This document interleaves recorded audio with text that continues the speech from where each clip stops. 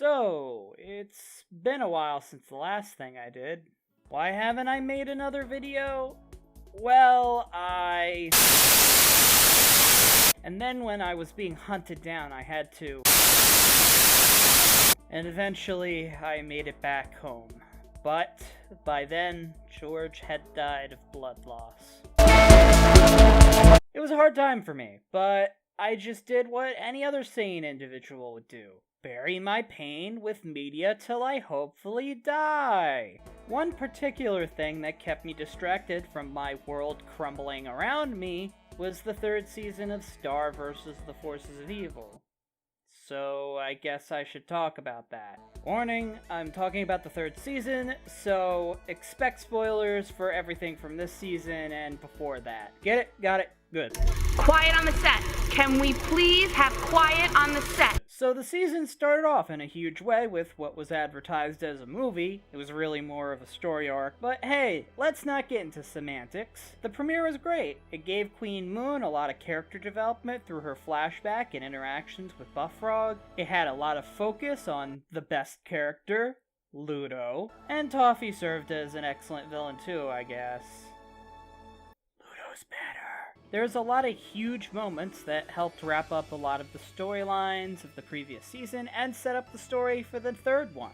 But the one issue a lot of people had with it was the death of Toffee. And I can't lie, it did feel like there was more we were supposed to know about him before he went. Him being the one who killed Moon's mother was interesting, and his desire to regain immortality tying into his character design was nice, but there felt like there was a bit more there that I hope we can see in future seasons. Why did he kill Moon's mother in the first place? Is there any connection between him and other important monster characters? I guess we'll have to see. So with Toffee defeated, a new source of conflict is introduced. Endless episodes focusing on a boring romance subplot. Oh shit, we're not there yet. Eclipsa, and god damn it, I fucking love her. She's easily one of the best characters in the show, and the way they use her near the beginning of the series is incredible. You're expecting her to go off and be evil when she escapes, but instead she approaches a teenager and then gets arrested. I thought this was Disney, not Nickelodeon.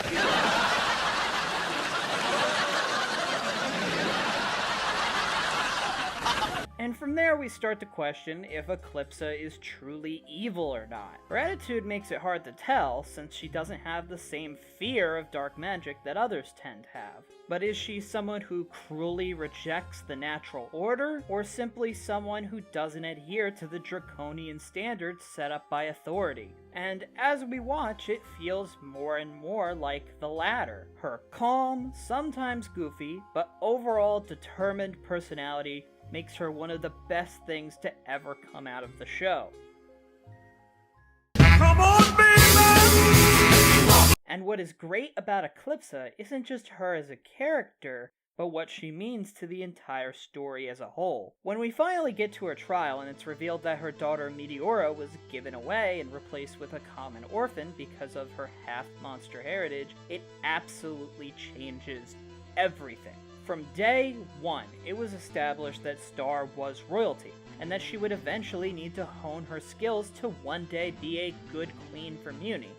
But it turns out that that was all a lie. She, nor any of her relatives, had a genuine claim to the throne. It was simply usurped without the public or their knowledge. The butterfly family tree is a lie, and our princess is just the descendant of some commoner. And beyond what it means for her role as royalty, it is also a painful realization for Eclipsa and Star's relationship. The writers were really clever to write in personality traits for Eclipsa that were similar to Star. Both come off as rebellious and childish in a way that makes the audience go, oh, well, she clearly got that from her. But in this moment, that's taken away from them, and the audience. Star and Eclipsa clearly wanted that family connection to be real, just like the audience did. And to see that it was all in her head feels like an emotional low blow.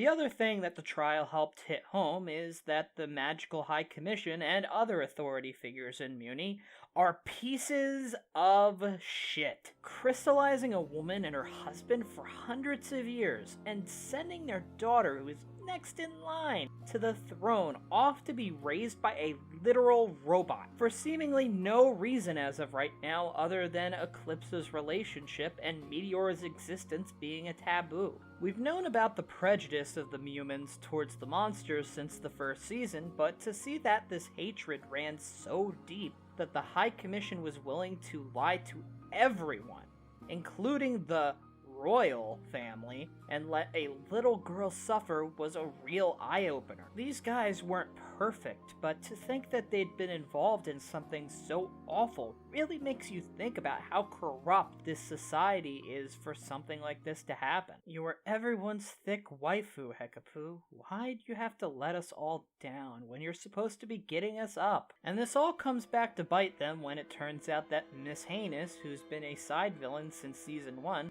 discovers that she is Meteora. From that point, she goes from a rather one-dimensional antagonist who can't stand Marco's cross-dressing to a far more interesting character. Her strict and controlling nature was the result of being raised to hate herself for who she is, and to force herself to be their definition of perfect. But once she fully realizes how she's been mistreated her whole life, she completely snaps. She destroys St. Olga, violently attacks her former students without any care for their safety, and even kills Gemini, her faithful assistant, who was one of the only people that cared about her. All the hatred she directed towards herself was suddenly and explosively directed at the whole world. And despite all the terrible things she's done, you can't really blame her.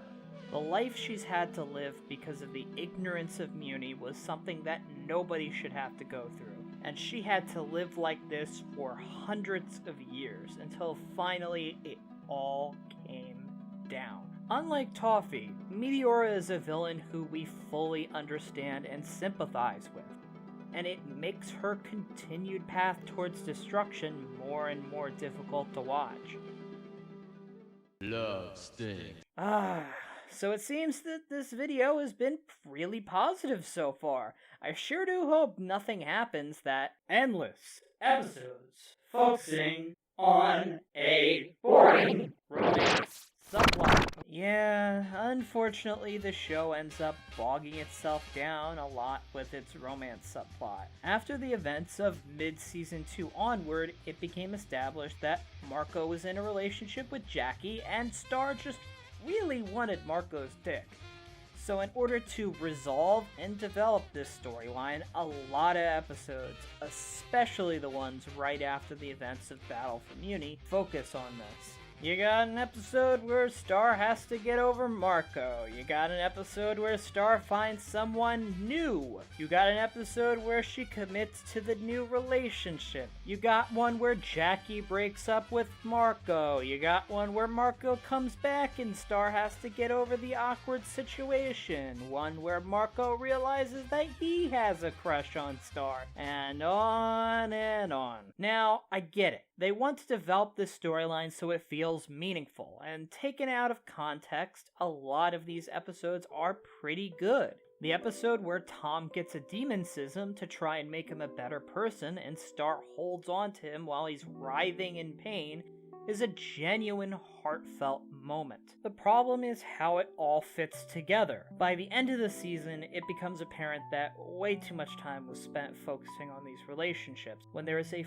far better storyline sitting right over there. I think one of the worst examples of this is in an episode where Buff Frog leaves with his entire village to go to a different dimension because they don't feel enough change is being done to justify living there. This really comes out of nowhere and feels like it should have had another episode to set this up, or at least more time within the episode itself, instead of Tom being jealous over Star and Marco's adventures. It's also hard to really care about this plot when it's so obvious how it's going to turn out. Star and Marco will fuck by the end of the series, and it will turn me on.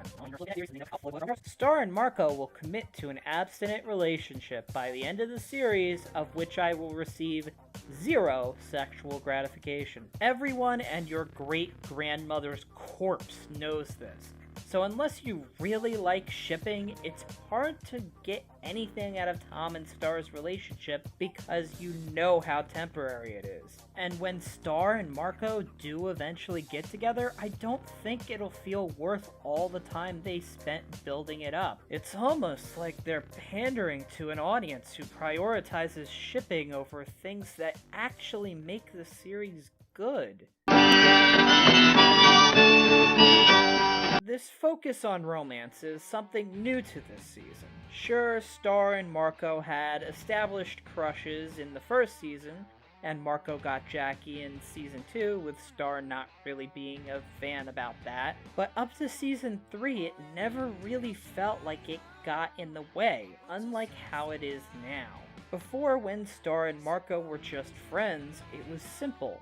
The relationship they grew was built on the adventures they went on, and there was no need to spend extra time developing the relationship they had into a more complex, romantic one. And I think it's important to note that Star really isn't the same series it was in the past 2 seasons, for better and worse. This season took a huge risk and completely abandoned the setting that we had over the past 2 seasons, by having Star stay in Muni and Marco leave Earth to become Star's squire. This means that the fish out of water storyline that the show originated as was completely gone, at least in Star's case. The side characters on Earth were pretty much all abandoned. I feel leaving Earth behind was a wise choice. The setting felt limiting in such an interesting universe, and Star's role in the story no longer really required for her to be there anymore. It also allowed a lot of characters and storylines that people didn't really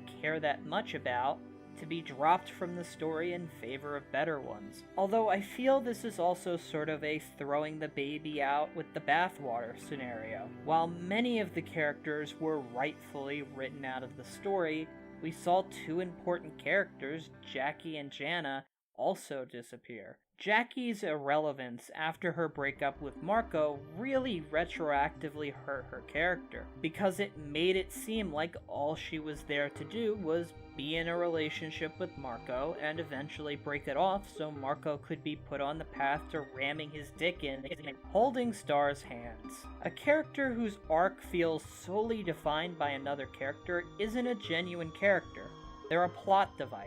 Then Jana is only featured in a few episodes, which feels criminal considering she would be a perfect character to have for this new setting. She actively doesn't give a shit about school, loves supernatural stuff, and is one of Star and Marco's best friends. Her sneaking along with Marco would make perfect sense. And here she would have been a great character to have around to balance out the younger characters of this season, being the love square and I wish you did not exist. I mean, for fuck's sake, she is literally part of the 6-person lineup at the end of the new opening, and she does nothing this season. Another character that I feel really got left behind was Ludo, who, beyond the battle for Muni, only had 1 episode and a cameo appearance. It was easily one of my favorite episodes of the season, but since I love the character so much, I might go back and do a video on him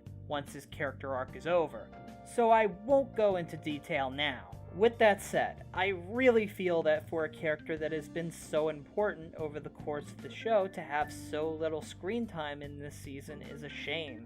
And it is another example of how Star vs. is leaving behind a lot of elements of the previous seasons. As I said, I think that moving beyond a lot of the things in the previous seasons is a good idea, but it would benefit the show going forward to give some more time to a few of the characters they've left behind.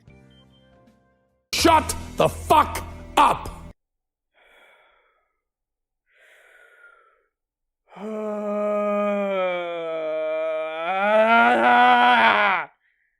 So, before this episode, I was indifferent to Ponyhead. I didn't like her, I didn't hate her, she was just nothing to me, which I guess is better than a lot of people's opinion of her. But holy shit. After watching this episode, I finally joined the Send That Bitch to the Fucking Glue Factory Club.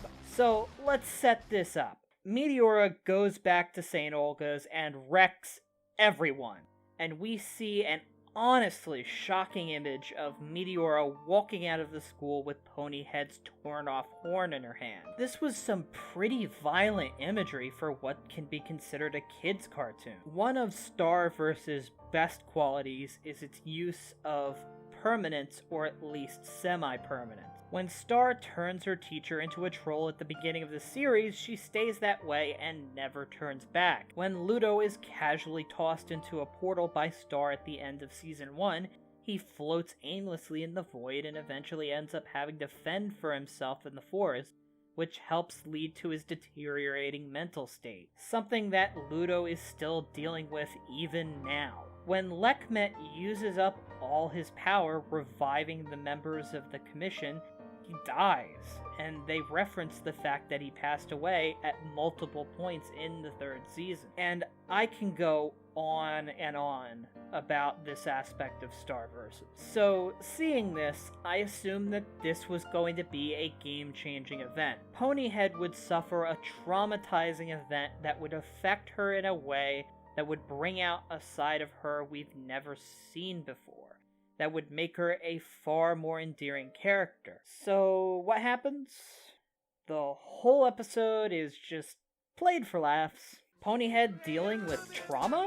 Well, she hilariously lays in bed all day, depressingly watching K-dramas, which is so relatable to people who've been horrifically mutilated. Then Star comically has to try to get her out of her bed, and hijinks ensue that ultimately ends with her getting a new horn after a completely disingenuous recovery from depression, which makes that impactful moment from 2 episodes earlier already completely meaningless.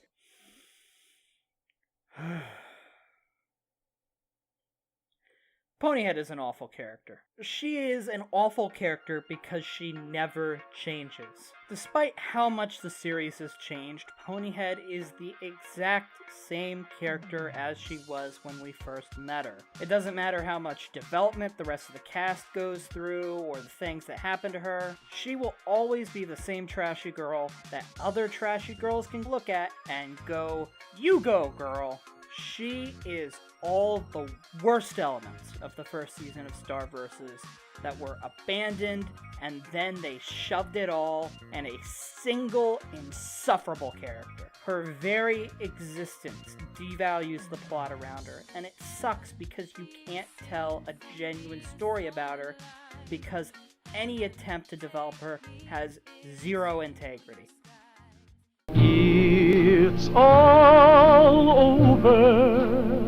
So the season wraps up in an excellent hour-long finale. With Queen Moon out of the picture, the beginning of the special is a reflection of Moon's flashback sequence from the beginning of the season. Star is acting queen and she is unsure how to deal with the situation. She has a failed meeting with her advisors and encounters River in the same hallway as Moon did years ago. It's a great full circle moment that helps tie the whole season together. From there, Marco and many of the characters throughout the story try to buy Star time to find and bring back her mother before Meteora gets to the castle. The battle between Marco's group and Meteora is pretty exciting and does a good job showing off the side characters, especially Hekapoo and Tom. Also, there's a moment where Marco tells Tom that he kissed Star, and instead of freaking out, he stays surprisingly calm, which I'm not sure how to feel about. On one hand, it shows that Tom is a good enough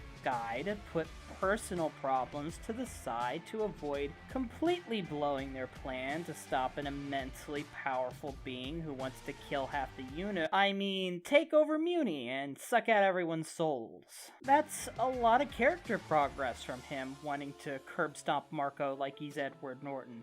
On the other hand, though, it makes him sort of feel like he's being a pushover. Like he's okay with his significant other being engaged in sexual activities with another person. I can't quite find the word.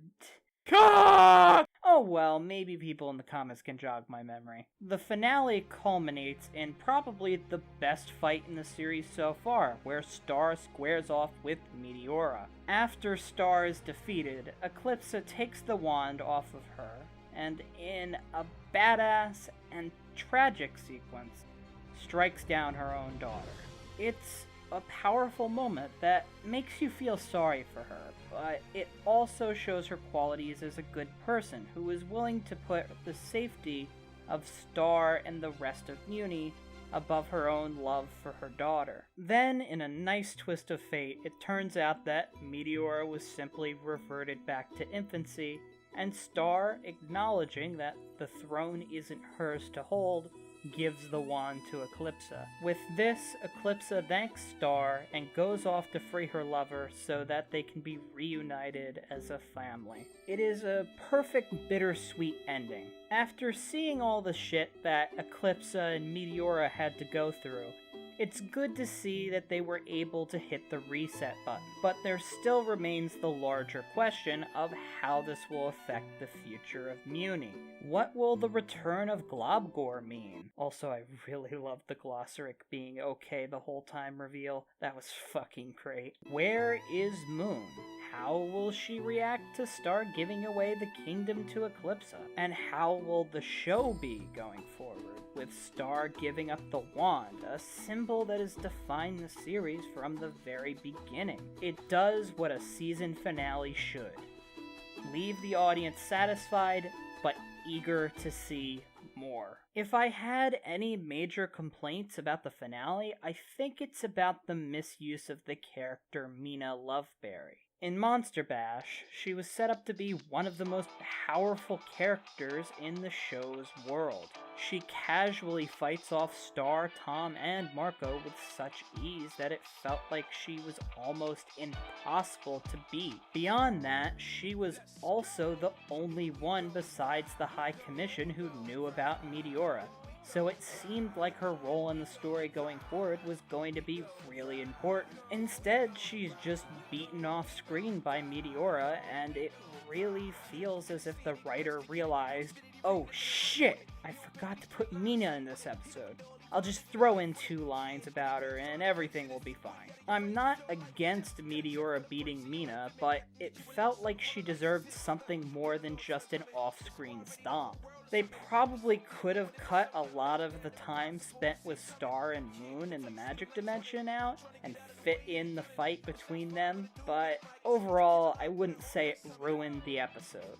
I'm just hoping that they delve deeper into Mina's role in everything with the next season, considering she knows things that she obviously shouldn't if she was nothing more than just a crazy warrior woman.